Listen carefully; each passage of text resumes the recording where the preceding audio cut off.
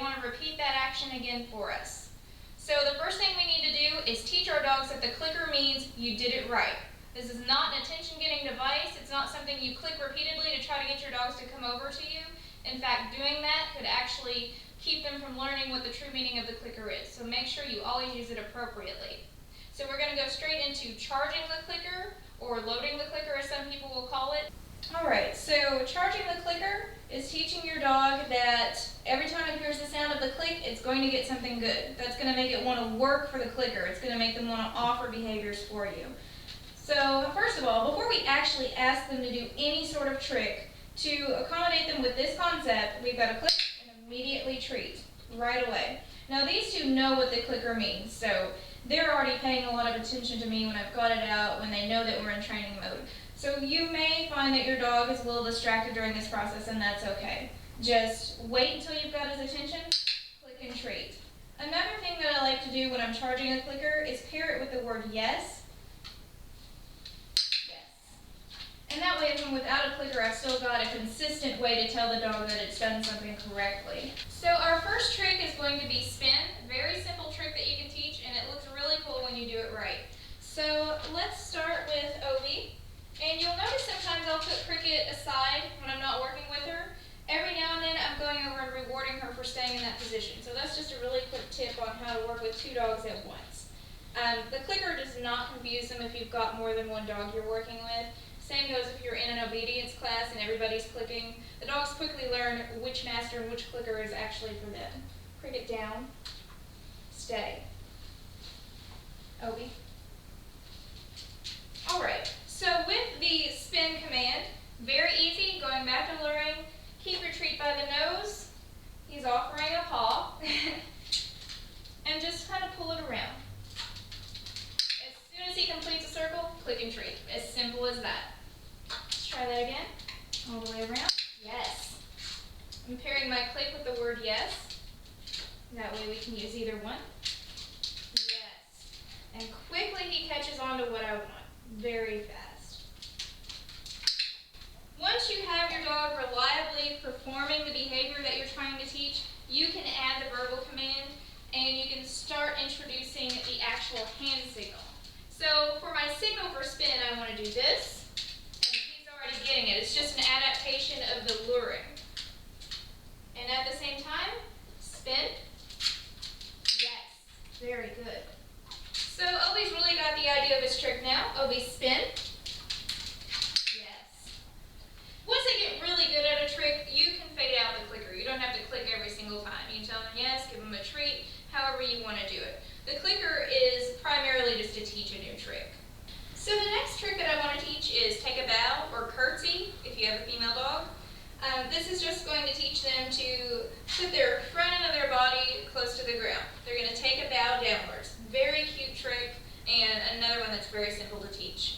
So this is a brand new trick for Obi. He does not know how to take a bow yet, so he's a very good example of how it's going to look when you're doing this with your own dog. First of all, lure your dog into a standing position. Once again, they're going to offer the behaviors that we have taught them. They're going to offer what's worked. Just ignore that. That's fine. Have the treat close to their nose again.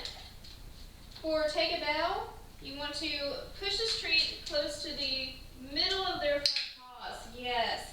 And it's okay if he goes all the way down. The important thing is that your click happens in the position that you want him to be in for the trick. Right between the front legs? Yes. Very good. As soon as it happens. Yes. Repetition is very important. Yes. Obi, take a bow. Yes. Good boy. They got it. That's so good.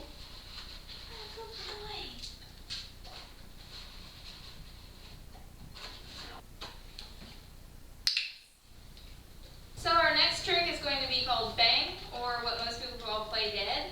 We want to teach our dogs to basically flop over when we give the hand signal and say bang. It's a very cute trick. It's one that a lot of people want to teach their dogs. So what I want to point out though is that your dog should know some basic commands before we go into this.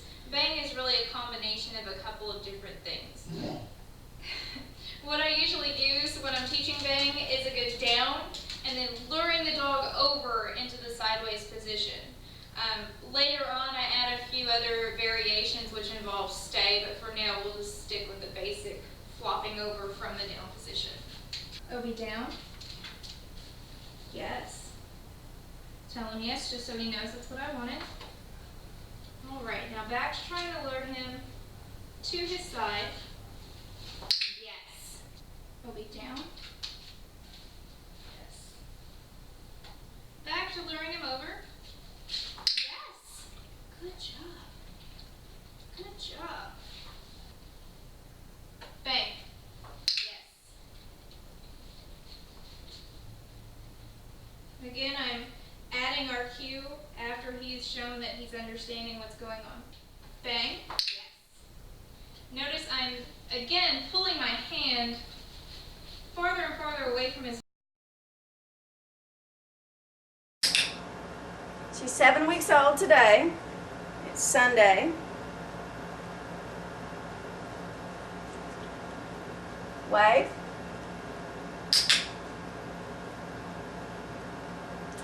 Wave. She likes to wave with 2 paws instead of 1. She'll get it. Good. Stand. Kitty, honey, you have to move. Kitty, kitty, kitty, kitty, kitty, kitty, kitty. There you go. Kitty, kitty. Kitty. Kitty, kitty, kitty, kitty, kitty. Poopy, come.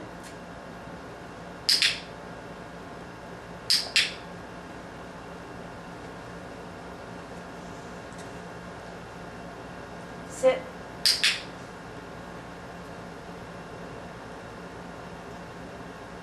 Wave. She's medium drive. Wave. Wave.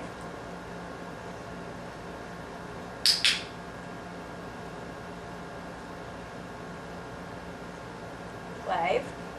Good.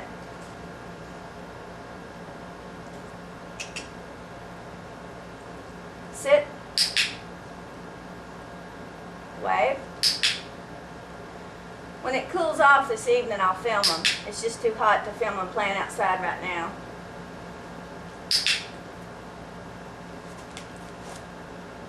Sit. Stand. Sit. Good girl. Sit. Good. Just started to learn down. So we're still luring. They usually learn down between 7 and 8 weeks. Down. Sit. Stand. Trying to get her to face the camera. Down.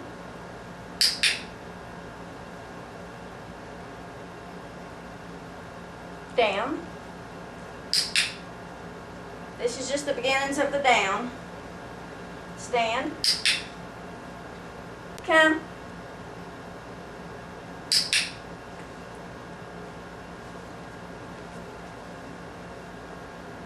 Wave. Wave. Good.